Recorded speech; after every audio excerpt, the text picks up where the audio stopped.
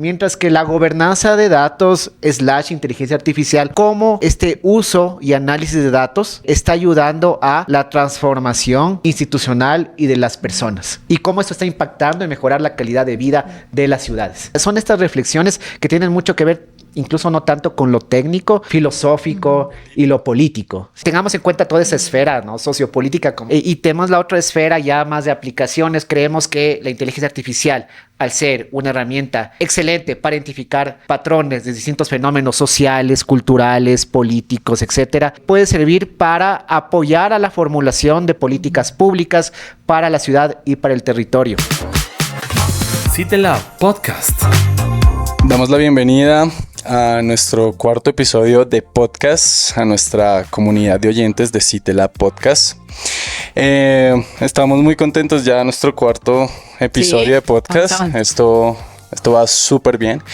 Y el día de hoy tenemos un tema supremamente interesante que vamos a abordar con dos invitados supremamente especiales también, ¿cierto?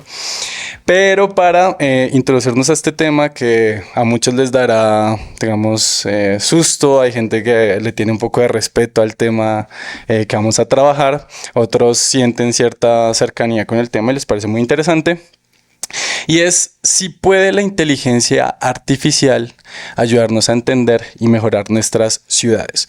Hoy hablamos de la inserción entre tecnología y urbanismo y pues mencionar que seguimos trabajando en esto del podcast para los territorios en debate, ¿no? Dedicado a los territorios en debate.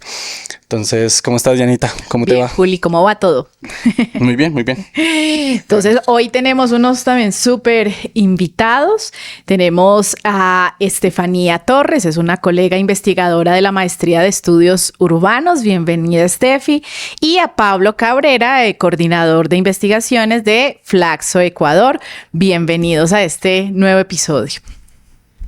Muchas gracias. Un gusto estar aquí compartiendo este espacio con ustedes. Muchas gracias, Dianita, Julián, por la invitación y también muy agradecida de estar aquí. Este es un tema que a mucha gente le genera como conflicto. Se habla mucho de la inteligencia artificial hoy en día y sobre todo porque pues hay gente que tiene acercamiento desde que se utiliza esto de ChatGPT y todas estas herramientas, pero hay otras personas que le tienen cierto respeto porque no saben cómo se va a desarrollar esto en temas de gobernanza, de planeación. Entonces, queremos empezar con una pregunta introductoria al debate y es ¿qué entendemos por inteligencia artificial y qué entendemos de la inteligencia artificial en el contexto de los estudios urbanos? ¿Cómo se aplica? Creo que hay que empezar a plantearnos conocer el concepto de inteligencia artificial antes de hablar de inteligencia artificial en las ciudades. La inteligencia artificial, de manera muy general, la pueden ustedes entender como una forma de entender patrones en cualquier fenómeno humano que nosotros queramos estudiar. Es un entendimiento de patrones. Ahora bien, la inteligencia artificial es como un gran concepto que te incluye otros conceptos, digamos, un poco más específicos, ¿no? El concepto de machine learning y el concepto de deep learning, ¿sí? Cuando hablamos de machine learning, aprendizaje de máquinas, no es nada más que aprendizaje estadístico.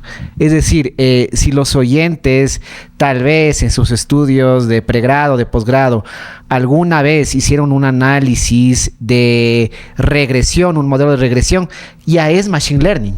Sí, en principio no son técnicas tan avanzadas como uno pensaría, ¿sí?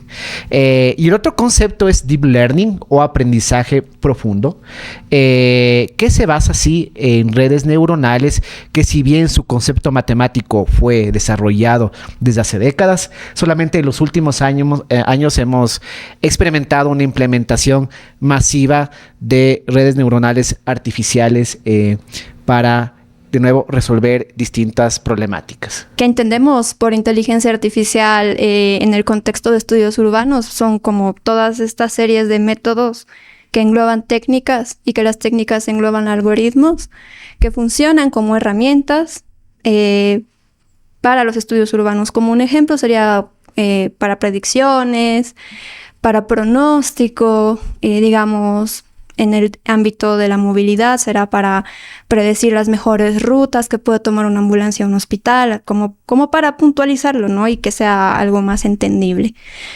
Y este mismo concepto se traslada a todas las ramas de estudios urbanos, ya sea movilidad, ya sea crimen, salud, educación. Entonces, es básicamente una serie de herramientas. Lo que plantea Steffi y de hecho ya los debates, por ejemplo, de políticas urbanas te plantean son más efectivas si usamos, ¿no?, gran base de datos para predecir, ¿no? Y en eso nos estamos ahorrando muchísimo tiempo en decir, ¿será que no sé, este urbanismo táctico que vamos a implementar o no paso cebra que va a funcionar o no? Pero ahí me genera, digamos, por un lado, lo interesante efectivamente de una política basada en evidencia, que es un poco el debate que se está dando, y por otro lado, el uso de la información personal para tomar esas decisiones. No sé, digamos, en esos dos sentidos, en los beneficios, porque efectivamente nos estaríamos ahorrando mucho en temas, ¿no?, de tiempo, de efectividad de las políticas, pero por el otro lado, esa información que se está usando sin nosotros saber, ¿no? Más o menos. ¿Qué pasa con los datos? ¿Qué pasa con esos datos? ¿Quiénes los sistematizan? Algo que tenemos que entender primero es este concepto de Big Data. Sí. Y conversábamos con Stephanie hoy día mismo, hace un tiempo, en la mañana, en donde vemos que la gente utiliza el término Big Data intercambiable con Machine Learning e inteligencia artificial. Sí. Cuando, sobre todo el Machine Learning, no necesita de Big Data. ¿Qué es Big Data? Cuando hablamos de Big Data, son datos que decimos masivos. Es decir, los datos, aunque sean miles de datos o cientos de miles de datos que pueden ser incorporados en un software estadístico tradicional, de nuevo, así sean miles de datos, no es Big Data. Entonces, el Big Data son distintos Vs, ¿no? El volumen, sí, la variedad de los datos y la velocidad en que se produce. Entonces, haciendo esa aclaración, quisiera decir de que los estudios urbanos dentro o como una gran disciplina de las ciencias sociales no siempre va a utilizar Big Data.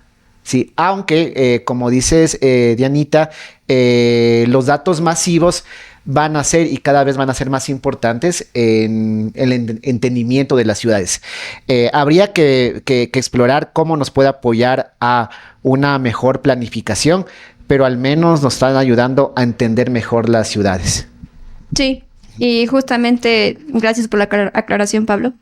Y como son datos masivos, entendemos que existe un vacío en el principio de cómo se extraen los datos. Y aquí viene un tema poco charlado, que es el de la ética en los datos. Entonces, aún falta mucho camino por recorrer porque normalmente estos datos son abstraídos sin el consentimiento de las personas. Incluso ya hay ciudades que implementan sistemas de monitoreo y de hipervigilancia, entonces, pero que esta clase de decisiones jamás son informadas. O esta clase de decisiones pues jamás son participativas. Entonces, antes de que a un técnico le llegue una base de datos así de millones de datos, este técnico o este grupo de técnicos nunca se preguntan de cómo estos datos han sido recolectados. ¿Qué clase de gente está siendo visibilizada o invisibilizada en esta base de datos que tengo? Nunca existe esa cuestión. Entonces, lo que hace esta serie de grupos de personas ya más técnicas es simplemente recibir datos y procesarlos y hacer modelos con ellos y ya. Entonces, para mí, y yo sé que para muchos, existe este súper vacío que es totalmente necesario y que aún está como muy prematuro y necesita realmente ser traducido a, no sé, a un policy brief, leyes, normas, un marco legal. O sea, hay un montón de cosas que tenemos que avanzar, no solo a nivel Latinoamérica. Claro, y que, digamos, ese es uno de los debates así como súper macros de la inteligencia artificial, ¿no? O sea, ¿Cómo se captan esos datos? ¿Cómo se usan? ¿Para qué? ¿Con qué motivaciones políticas? Y de hecho, hace poco hubo un congreso aquí en la Flaxo de China y Latinoamérica. Y se habló en un momento de eso, ¿no? O sea, con esta competencia geopolítica sobre los datos, las tecnopolíticas, que es un nuevo concepto que está surgiendo y que me parece supremamente interesante. Pero ya, digamos, hablando en temas más, digamos, de planeación, de territorio, ustedes, digamos, ¿en qué instancias de la planificación o estos procesos de ver el territorio creen ustedes que se materializa estas nuevas herramientas de inteligencia artificial, sea en temas de datos o sea en otro tipo de procesos? Yo creo que, digamos, para hacer de esto más operacional, como ya lo había mencionado al principio tal vez, pero ahora lo voy a ampliar, se materializa en forma de, no sé, digamos, cuando hay en el tema de crimen, que es muy debatible también, pero para mí es el tema uno de los más controversiales. Algunas ciudades implementan sistemas de predicción de crimen con algoritmos, que los algoritmos están trabajados para que en ciertos grupos locales exista cierta predicción. O sea, en este barrio existe crimen, es probable que exista crimen, aquí vamos a mandar más policía. Yeah. Esa es una forma de territorializar, digamos, cómo funciona.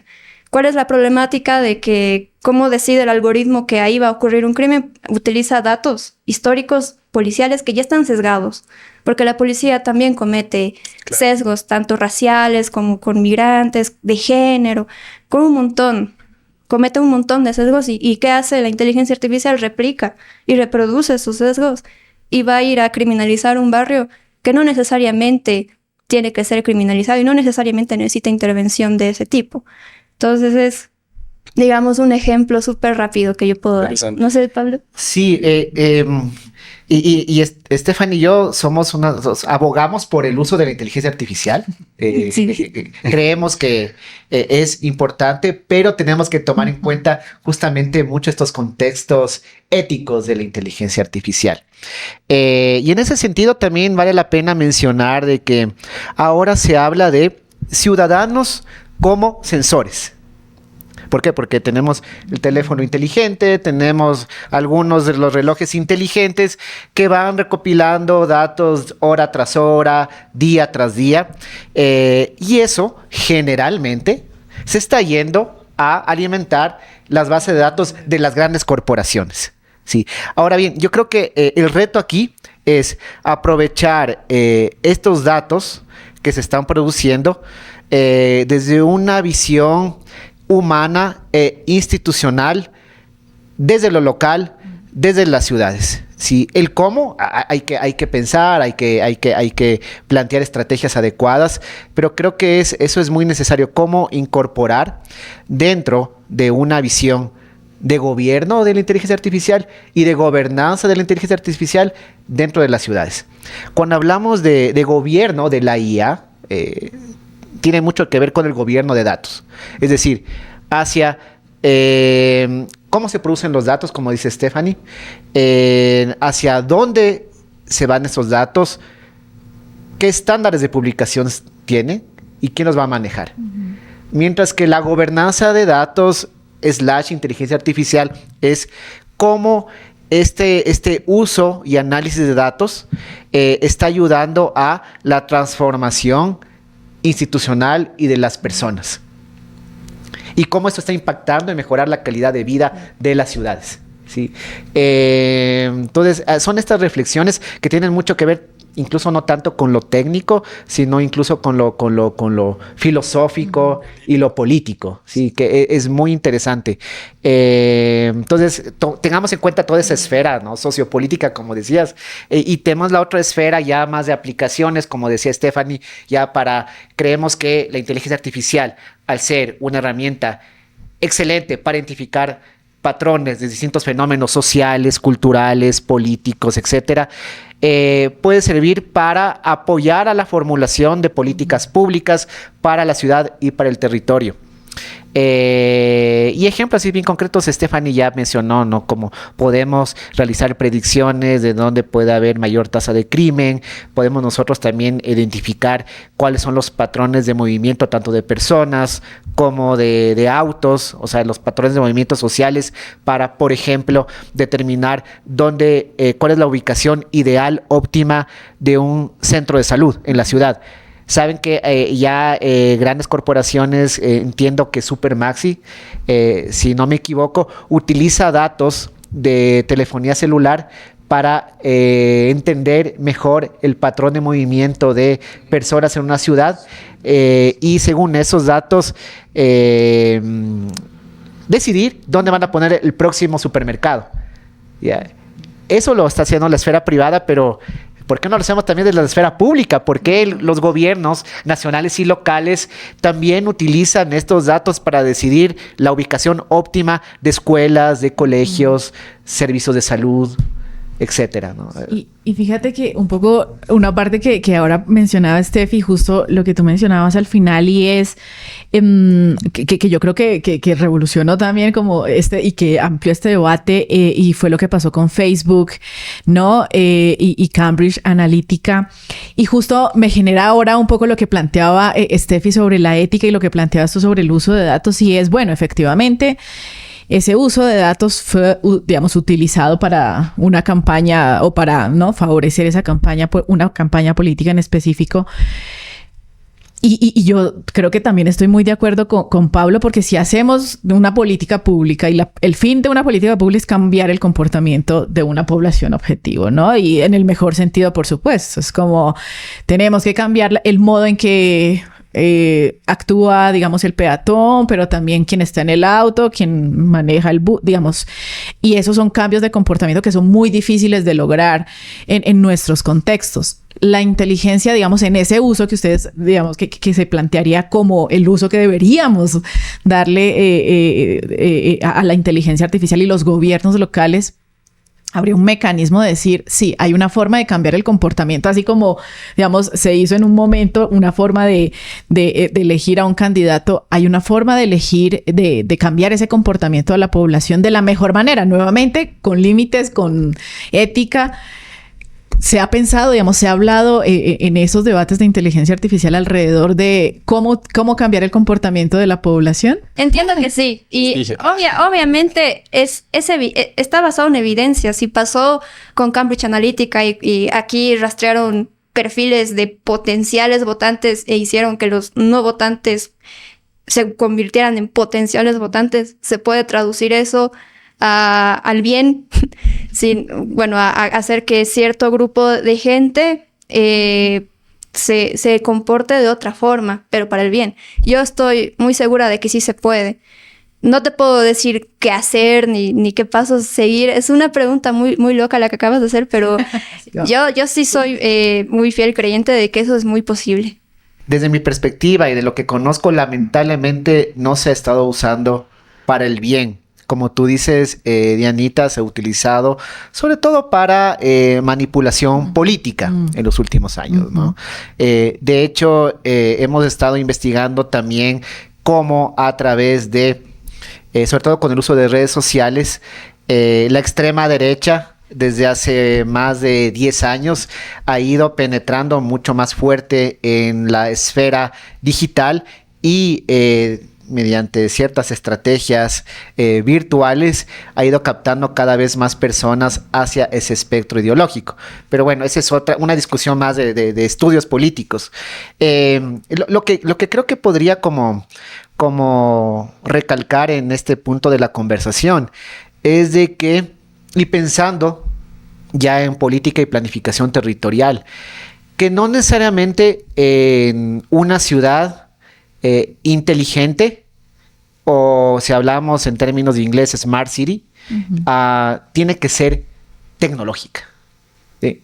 De hecho, en inglés, en el mismo literatura anglosajona, para hablar de una Smart City mucho más allá de la tecnología, se está hablando de Intelligent City, ¿no? Y claro, o sea, realmente el verdadero concepto de un Smart City o Intelligent City, una ciudad inteligente, no solamente incluye la esfera, el componente tecnológico, sino también el componente institucional y el componente humano.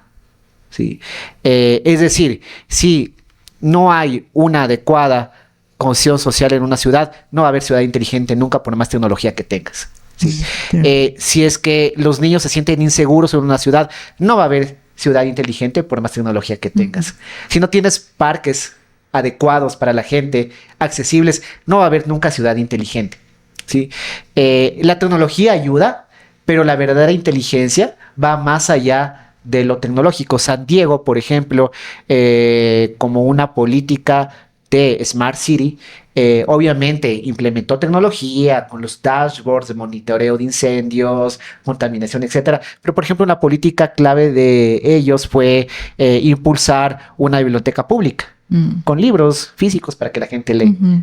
Porque saben que un factor, como les digo, importante de ciudad inteligente es la misma cohesión social, capital social, construcción de tejido social. Claro. Sí, o sea, brutal. Me parece increíble el tema porque se han tocado muchos dilemas sobre la inteligencia artificial y hay un montón de aspectos políticos, sociales que abordar.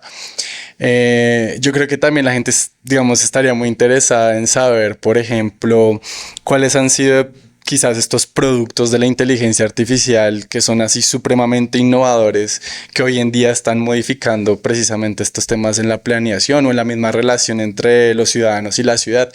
En algún momento creo que escuché, de hecho, al profesor Pablo hablando sobre, y me corregirán ustedes si me equivoco, un chip que se implantaba en los acueductos para ver la calidad del agua, o algo así, había entendido yo, como algo muy difuso, pero digamos eso me llamó mucho la atención, como estas herramientas, estas nuevas tecnologías que están en estas cuestiones de la ciudad. ¿Podrían hablar un poco de eso? ¿Cómo las vemos? ¿Qué son? Cuando Pablo mencionaba Citizens as Sensors, que era como la cara buena del buen uso de inteligencia artificial, hablaba de que los smartphones son sensores humanos, porque los humanos portan smartphones. Y en ciudades intermedias de Alemania tengo entendido de que incluso se hace gobernanza local, porque estas personas proporcionan sus propios datos de movilidad, más que nada movilidad, y ayudan en un grupo así más o menos reducido a mejorar el barrio o a realizar dinámicas colectivas como ferias, o impulsan la economía local. Y es gente que tiene su propia plataforma privada en donde ellos gestionan reuniones, hacen anuncios, promueven, digamos, otras actividades más colectivas. Entonces eso es un buen ejemplo. Y esas personas solo usan este dispositivo que es el smartphone. Y bueno, ellos, no sé, no tengo entendido quién desarrolló, pero alguien del vecindario seguramente les dio la plataforma para que ellos puedan, digamos, gestionar el barrio con eso. Que para mí es un ejemplo exitoso. Sí, yo creo que Stephanie ha dado en el clavo con una palabrita bien interesante. La gente pone información desde la persona hacia una plataforma. Y ahí este término clave es voluntaria. O sea, y por eso se habla ahora de, incluso pensando desde el punto de vista territorial, de información geográfica voluntaria. Es decir, voluntariamente tú, no sé, puedes trabajar en una plataforma donde estén tus vecinos, tus vecinas, ingresando información, por ejemplo, de sus problemáticas y geolocalizando esa información en el mapa. Hace mucho tiempo también trabajé en una iniciativa, se denominaba Geociudadano, no sé si todavía siga funcionando, pero esa era la idea. Era una red social comunitaria en donde los vecinos, vecinas ingresaban al sistema, ponían problemáticas que identificaban en su barrio, pero al mismo tiempo soluciones. Entonces yo creo que ahí esta cuestión de ser voluntarios, ¿sí?, al dar nuestra información en plataformas, más de una visión local, no tanto hacia corporaciones globales, creo que es clave para ir pensando para los próximos años en el tema de planificación territorial. Vamos en el contexto ecuatoriano y justo cuando hablabas de las Smart Cities, planteábamos y recordaba en algún momento lo que se lanzó, digamos, Quito como una ciudad, ¿no? Inteligente, que ya no me acuerdo, digamos, más o menos en qué año, pero fue varios periodos de alcaldes atrás y se planteó así, ¿no? Como Quito como ciudad y justo yo... y que creo que en el error también pensaba, bueno, ¿y las tecnologías dónde están si estamos hablando de una ciudad inteligente? Pero luego, claro, ahora escuchándote y decías, bueno, pero es que también es un tema, ¿no? De cultura, y yo me atrevería a decir, bueno, tenemos una cultura vial equivocada, ¿no? Y nos falta muchísimo. Pero entonces en ese marco, y que creo que, por ejemplo, ¿no? Ciudades como Cuenca han logrado muchos avances en temas más de información, de toma de decisiones. En ese contexto, ¿cómo digamos, o qué capacidades hay que construir para los gobiernos locales o tienen los gobiernos locales en el contexto ecuatoriano esa capacidad de integrar ese concepto amplio, ¿no? De inteligencia artificial a su planificación en el amplio sentido? En general, no Sí. hay esta capacidad. Y tiene que ver mucho con la formación que tenemos frente a las tecnologías actuales. Si ya de por sí existe un analfabetismo digital en herramientas básicas como uso, no sé, de Microsoft Office, Word, Excel, en el uso de Internet, ya hay en Ecuador y América Latina en general una brecha digital, ¿sí? No se hable de la inteligencia artificial. Ya hay un alto grado de analfabetismo digital.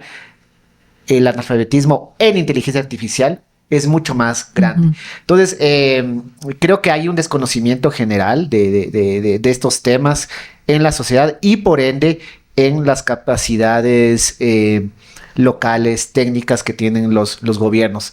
Me atrevería a decir desde mi conocimiento que tal vez Quito, por ahí tienen unos técnicos que ya trabajan estos temas. Desconozco si Guayaquil. Me parece que Cuenca sí tiene ciertos apoyos más desde la universidad, uh-huh. pero hablamos de la gran mayoría de gobiernos locales, municipios y parroquias. No hay capacidad.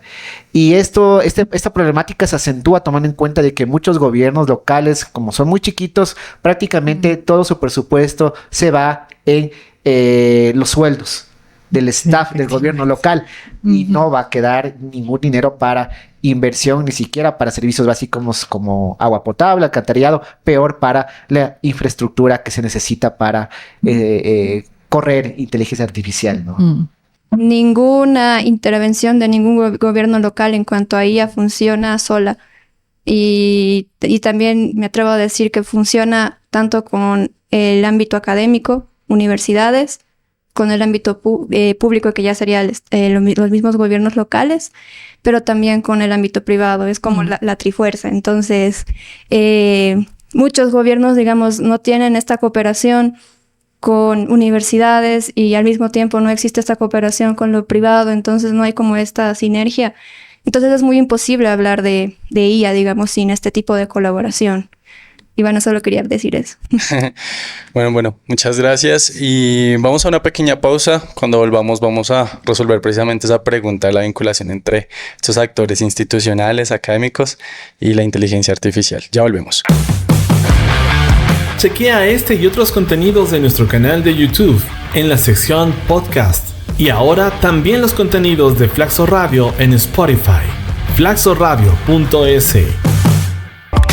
¿Te gustó este episodio? No te pierdas lo que viene.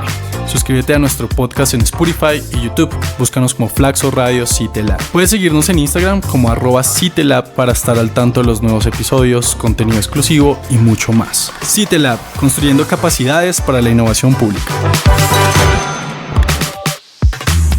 CITELAB Podcast. Volvemos a este cuarto episodio de CITELAB Podcast. Y veníamos hablando de un montón de cosas súper interesantes en relación a la inteligencia artificial en los estudios urbanos. Y nos quedamos en un punto. Estábamos hablando de este tema de la poca vinculación que hay entre la ciudadanía, la inteligencia artificial, la planeación, estos actores, ¿no? Cómo mediar. Y ahí quiero formular precisamente esa pregunta. ¿Qué rol deberían jugar las universidades, los laboratorios de investigación en el desarrollo de inteligencia artificial para el desarrollo de lo público? ¿Qué creen ustedes? No solamente es esta cuestión de académica e instituciones públicas, sino también la esfera privada. Sí, o sea, entendemos que es una triangulación fundamental. ¿Por qué? Porque para emprender en inteligencia artificial necesitamos capital de riesgo. Sí, y es algo que muy poco se implementa en América Latina. En Estados Unidos es muy común el capital de riesgo. Puede ser un instituto privado, un fideicomiso o una institución pública aportando capital hacia ideas, incubadoras, emprendimientos, pero que podrían fallar. Por eso es de riesgo.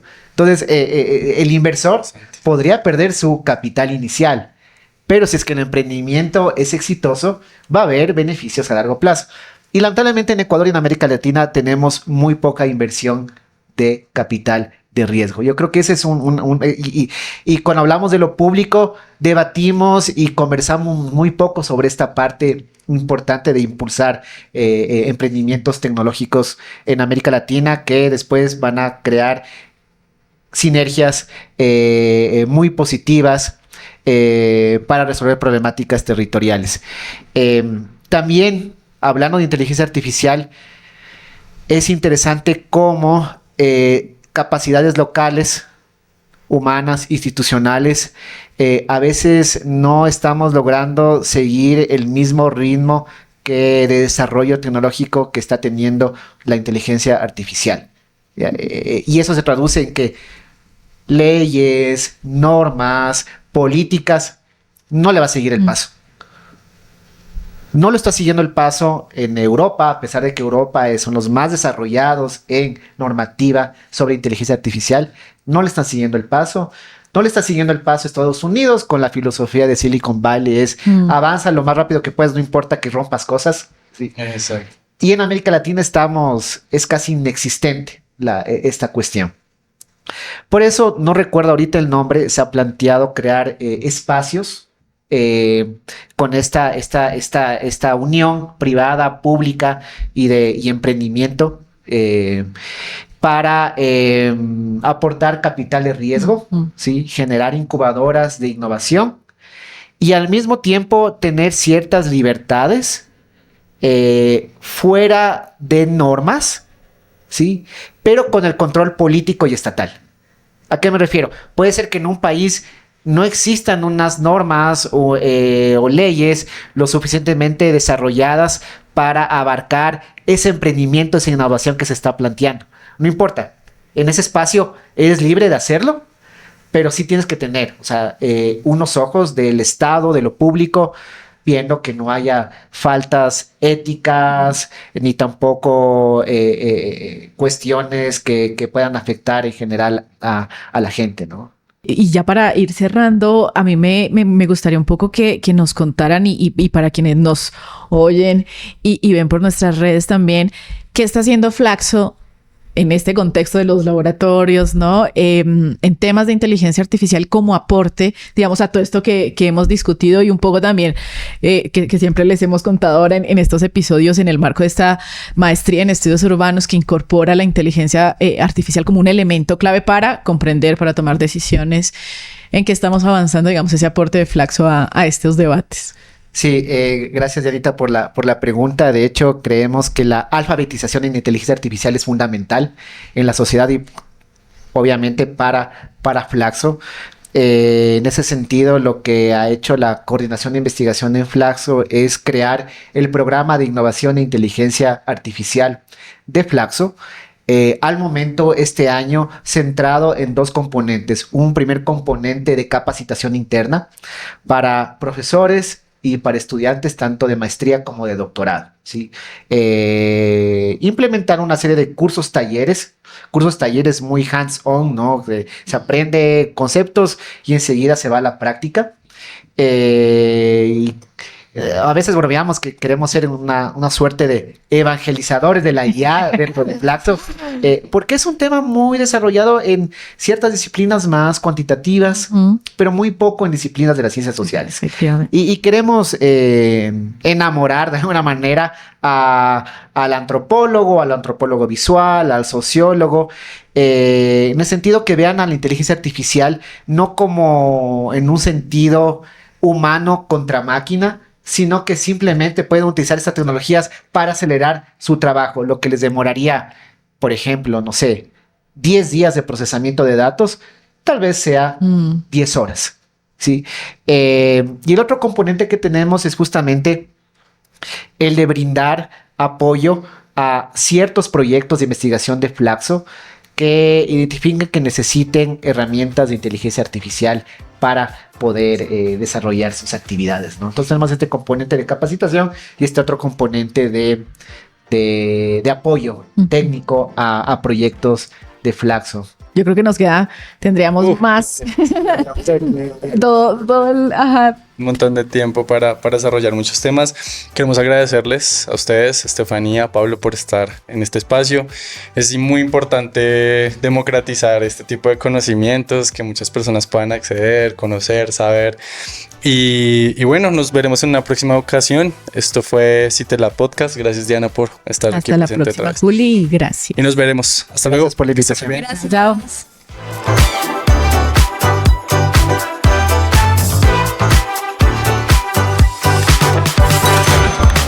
¿Te gustó este episodio? No te pierdas lo que viene. Suscríbete a nuestro podcast en Spotify y YouTube. Búscanos como Flaxo Radio CITELAB. Puedes seguirnos en Instagram como @CITELAB para estar al tanto de los nuevos episodios, contenido exclusivo y mucho más. CITELAB, construyendo capacidades para la innovación pública.